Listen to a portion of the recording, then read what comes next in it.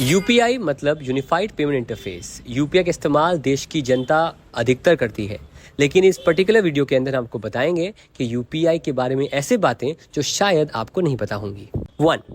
UPI launch हुआ था 2016 में और यूपीआई रिप्लेस किया था in terms of real time payment system IMPS को।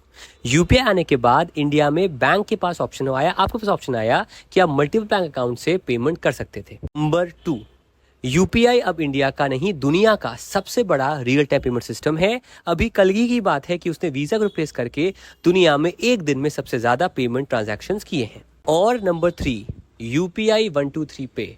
अगर आपके पास स्मार्टफोन नहीं, आपके पास फीचर फोन है, तो भी आप यूपीआई इस्तेमाल कर सकते हैं। और उस फीचर का नाम है यूपीआई 123 पे, जहां पर बिना आप किसी इंटरनेट के आप 10,000 रुपए तक के ट्रांजैक्शन भी कर पाएंगे। अब आपका मन करता है कि मैं बार बार अकाउंट से पैसे क्यों ट्रांसफर करूं, तो यूपीआई लॉन्च किया है यूपीआई लाइट, जहां पर आप उस वॉलेट में जो ऑनलाइन एक डिवाइस ऑनलाइन वॉलेट होगा, उसमें आप ₹5,000 जमा कर सकते हैं और आप ₹4,000 तक एक दिन में ट्रांजैक्शन भी कर सकते हैं। अगर आप पिन भूल जाते हैं, उम्र का तकाजा है, तो भी आप वहां पर ₹1,000 का ट्रांजैक्शन बिना पिन के कर सकते हैं। वो भी क्या दिन थे जब अपना एक सर्कल हुआ करता था, दोस्त हुआ करते थे, है कि नहीं।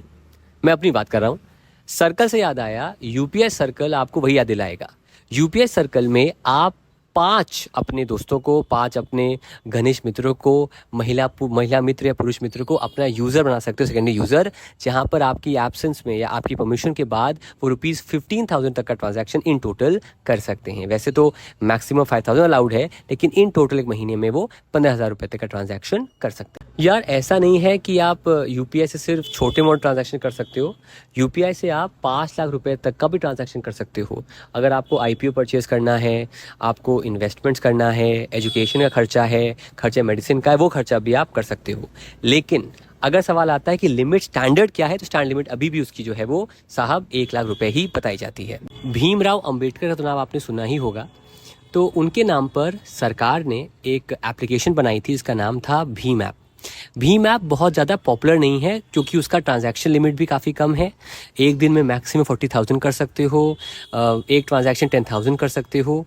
तो उसके लिए सरकार ने बोला मर्चेंट्स को, जिनका कैफ़े होगा, रेस्टोरेंट होगा या कोई भी व्यापार होगा, कि अगर आप भीम से ट्रांजैक्शन कराते हो तो हर ट्रांजैक्शन पर 0.15% का इंसेंटिव भी आपको मिलेगा, जिसका बजट उनकी स्कीम का है 1,500 करोड़ रुपए। जाने से पहले कुछ टर्म्स याद कर लेना, जैसे कि वीपीए, वर्चुअल पेमेंट एड्रेस। जब कभी पेटीएम किया होगा, फ़ोनपे किया होगा, तो देखा होगा ना @पेटीएम या @OKICICI, ये होता है वर्चुअल पेमेंट एड्रेस।